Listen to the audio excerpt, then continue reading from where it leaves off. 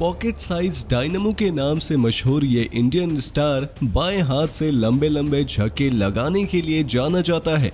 ये बल्लेबाज हालांकि मिशन मेलबोर्न के लिए ना चुने जाने से लगा था इस खिलाड़ी को गहरा झटका, पर अपने बल्ले से ही चयनकर्ताओं को दिया है उसने करारा जवाब। जी हाँ दोस्तों, आपने सही पहचाना, हम बात कर रहे हैं ईशान किशन की। दोस्तों, ऐसे शहर से निकलकर जहां एक समय क्रिकेट एसोसिएशन को मान्यता ही नहीं थी, वहां से आईपीएल और इंटरनेशनल क्रिकेट में ईशान ने आज अपनी अलग ही पहचान बना ली है। जगह और मैदान कोई भी हो, जब ईशान अपने मूड में होते हैं फिर गेंद जमीन पर कम और हवाई यात्रा पर ज्यादा जाते हुए नजर आता है। लेकिन एक नेचुरल टैलेंट होने के बावजूद भी कई संघर्षों से भरा रहा है इस खिलाड़ी का जीवन। ऐसे में आइए दोस्तों, इस वीडियो में हम जानते हैं आखिर कैसा रहा है ईशान किशन का अब तक का सफर। ईशान किशन का जन्म 18 जुलाई 1998 पटना बिहार में हुआ था। उनके पिता का नाम प्रणव पांडे है, जो कि पेशे से बिल्डर हैं। ईशान के एक भाई भी हैं जो उनके क्रिकेट को लेकर बहुत सपोर्ट करते हैं। ईशान बचपन से ही क्रिकेट में बहुत माहिर थे और उनकी प्रतिभा को उनके भाई ने देखा और उन्हें क्रिकेट खेलने की सलाह दी, जिसके बाद ईशान ने क्रिकेट क्लब को ज्वाइन किया और क्रिकेट खेलना शुरू किया। ईशान शुरुआत से ही विकेट कीपिंग किया करते थे, वहीं बाएं हाथ से विस्फोटक अंदाज में बल्लेबाजी किया करते थे। उनके बचपन के कोच संतोष कुमार ने ईशान के अंदर दिग्गज खिलाड़ी महेंद्र सिंह धोनी और ऑस्ट्रेलिया के एडम गिलक्रिस्ट की तरह प्रतिभा देखी थी। महज 7 साल की उम्र में ही ईशान जम्मू में होने वाले ऑल इंडिया स्कूल गेम्स में अपनी स्कूल टीम में सेलेक्ट कर लिए गए। वहीं सिर्फ 11 साल में ही ईशान ने उसी टूर्नामेंट में पटना अंडर 16 टीम को लीड किया था। लेकिन इसी बीच ईशान के करियर में नई दिशा देने में अपनी अहम भूमिका निभाई थी, जब बीसीसीआई ने बिहार क्रिकेट एसोसिएशन की मान्यता किसी कारण से रद्द कर दी थी। तब ईशान के कोच संतोष ने उन्हें सलाह दी कि उन्हें बाहर या किसी और स्टेट में जाकर खेलना चाहिए, और इस बात को ईशान और उनके पिता दोनों भी बखूबी समझते थे। ईशान के पिताजी भी चाहते थे कि उनका बेटा क्रिकेट में ही कुछ करे और ईशान में भी कुछ कर गुजरने का जुनून था। ऐसे में सिर्फ 12 साल की ही उम्र में ही ईशान के पिता ने अपने बेटे को रांची भेज दिया। रांची पहुंचकर ईशान ने अपने नए करियर की शुरुआत की और अपनी प्रतिभा को बरकरार रखते हुए आगे बढ़े। रांची में उन्हें स्टील अथॉरिटी ऑफ इंडिया की क्रिकेट टीम ने एक डिस्ट्रिक्ट टूर्नामेंट के लिए सेलेक्ट कर लिया और फिर सेल की ही तरफ से उन्हें एक छोटा सा क्वार्टर भी दिया गया, जहां ईशान अपने 4 सीनियर्स के साथ एक ही रूम शेयर किया करते थे। ईशान को तब कुकिंग नहीं आती थी और उनके सीनियर्स कभी कभी नाइट मैचेस खेलने के लिए चले जाया करते थे। तब कई ऐसे मौके आए जब किशन को कई रातों रात बिना खाए ही सोना पड़ता था, लेकिन इस चीज का उन्होंने अपने क्रिकेट पर असर नहीं पड़ने दिया। ईशान की लगन और मेहनत भी धीरे धीरे रंग लाई और वो झारखंड की रणजी टीम में शामिल हो गए। सिर्फ 15 साल की उम्र में ही ईशान ने रणजी डेब्यू किया और पहले ही मुकाबले में असम के खिलाफ गुवाहाटी में 60 रन जड़ दिए और अपने करियर की शानदार शुरुआत की। इसके अलावा ईशान किशन ने उसी सीजन दिल्ली के खिलाफ 273 रनों की शानदार पारी खेलकर इतिहास रच दिया। ईशान झारखंड के लिए एक पारी में हाईएस्ट स्कोर लगाने वाले पहले बल्लेबाज बन गए। डोमेस्टिक सर्किट में दमदार प्रदर्शन करने के बाद 22 दिसंबर 2015 को 2016 में होने वाले अंडर 19 विश्व कप के लिए ईशान किशन को भारतीय टीम की कमान सौंपी गई। यहां ईशान ने भारत को फाइनल तक पहुंचाया, लेकिन टीम टूर्नामेंट नहीं जीत पाई। लेकिन इसके बाद डोमेस्टिक में बाएं हाथ के इस विस्फोटक बल्लेबाज ने एक ही सीजन में 800 से ज्यादा रन ठोककर झारखंड को पहली बार रणजी के सेमीफाइनल्स में पहुंचाया, जिसके बाद उनको आईपीएल का बुलावा बहुत जल्द आ गया। 2017 के आईपीएल में ईशान किशन को गुजरात लायंस की टीम से खेलने का मौका मिला। गुजरात लायंस की टीम में भी ईशान ने ओपनिंग करी, जहां ईशान ने 11 मैच खेलकर 277 रन बनाए। फिर अगले सीजन ऑक्शन में मुंबई इंडियंस ने उन्हें अपनी टीम में शामिल किया।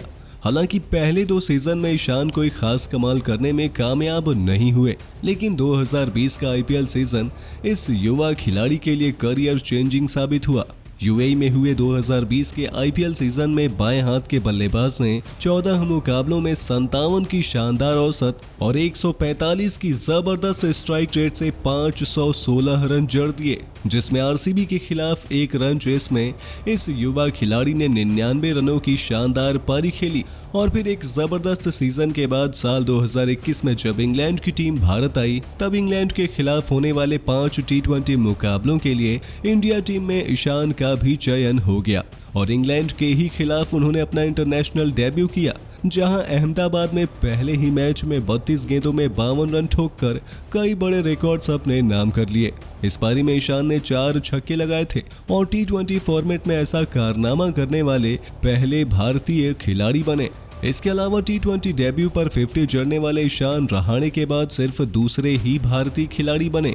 इसके बाद जब भारतीय टीम श्रीलंका दौरे पर गई तब T20 और ODI के लिए ईशान को सेलेक्ट कर लिया गया, जहां टीम इंडिया के first choice wicketkeeper Sanju Samson के चोटिल होने के कारण पहले वनडे मुकाबले में झारखंड के इस युवा खिलाड़ी को डेब्यू करने का मौका मिल गया। और सबसे खास बात ये थी कि इस युवा खिलाड़ी ने अपने जन्मदिन पर ही डेब्यू करके एक अनोखी उपलब्धि हासिल की। 18 जुलाई को ईशान ने ODI डेब्यू किया और अपने बर्थडे पर डेब्यू करने वाले दूसरे भारतीय खिलाड़ी भी बने। वहीं T20 के बाद ODI में भी अपने डेब्यू पर 33 गेंदों में 50 लगाकर एक बड़ा कीर्तिमान भी स्थापित कर लिया। बाएं हाथ का ये विस्फोटक बल्लेबाज ODI और T20 डेब्यू पर अर्धशतक लगाने वाले पहले भारतीय खिलाड़ी बन गए। इतना ही नहीं, ईशान के प्रदर्शन को देखते हुए 2021 T20 वर्ल्ड कप के लिए भी उनका इंडिया टीम में चयन हुआ था, जहां न्यूजीलैंड के खिलाफ एक अहम मुकाबले में इस युवा खिलाड़ी से ओपन भी कराया गया, लेकिन वहां ईशान मौके को भुनाने में नाकाम रहे। टीम इंडिया के लिए ये टूर्नामेंट एक बड़ा सेटबैक रहा और भारत सेमीफाइनल तक भी नहीं पहुंची, पर इससे ईशान के ऊपर से टीम मैनेजमेंट का भरोसा कम नहीं हुआ। वो न्यूजीलैंड और साउथ अफ्रीका के खिलाफ भारतीय सेटअप का हिस्सा थे और कई महीनों तक 2022 T20 वर्ल्ड कप के लिए भी एक कंटेंडर के रूप में देखे जा रहे थे।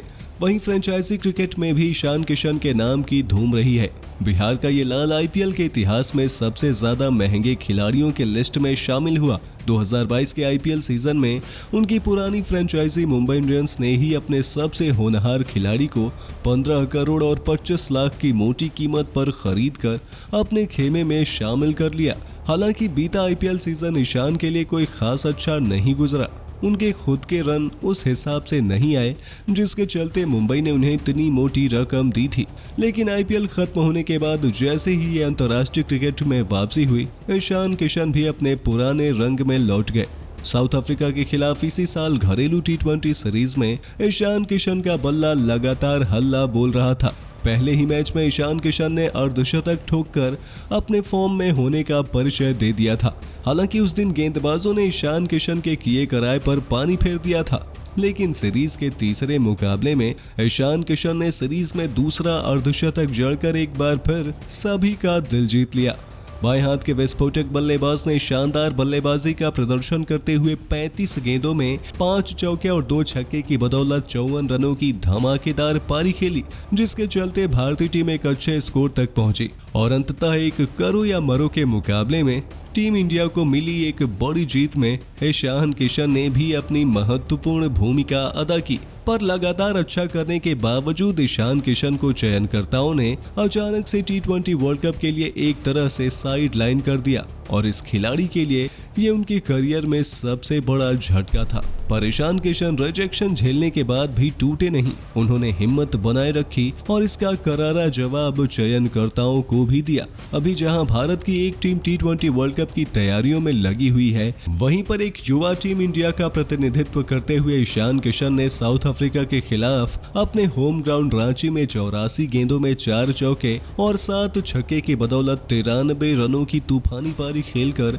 ईशान किशन ने क्रिकेट जगत में तहलका मचा दिया और एक बार फिर सबको अपनी काबिलियत से पहचान करवाई। भले ही T20 वर्ल्ड कप में ईशान किशन को शामिल नहीं किया गया है, लेकिन अगले साल होने वाले वनडे वर्ल्ड कप के लिए फिलहाल कई भारतीय खिलाड़ियों से ये काफी आगे नजर आ रहे हैं। ऐसे में एक ऐसे जगह से आकर जहां कभी क्रिकेट को कभी मान्यता ही नहीं दी गई, वहां से IPL के तीसरे सबसे महंगे खिलाड़ी बनने तक का सफर तय करना और फिर अंतर्राष्ट्रीय क्रिकेट में निरंतरता के साथ रन बनाना इस युवा खिलाड़ी की काबिलियत का प्रमाण दिखाता है। तो दोस्तों, अगर आपको ईशान की क्रिकेटिंग जर्नी पसंद आई हो तो हमारे इस वीडियो को लाइक जरूर कीजिएगा। ऐसे ही शानदार वीडियोस को देखने के लिए हमारे चैनल को सब्सक्राइब कर लें और आने वाले वीडियो की नोटिफिकेशन पाने के लिए बेल आइकन को दबाना बिल्कुल ना भूलें।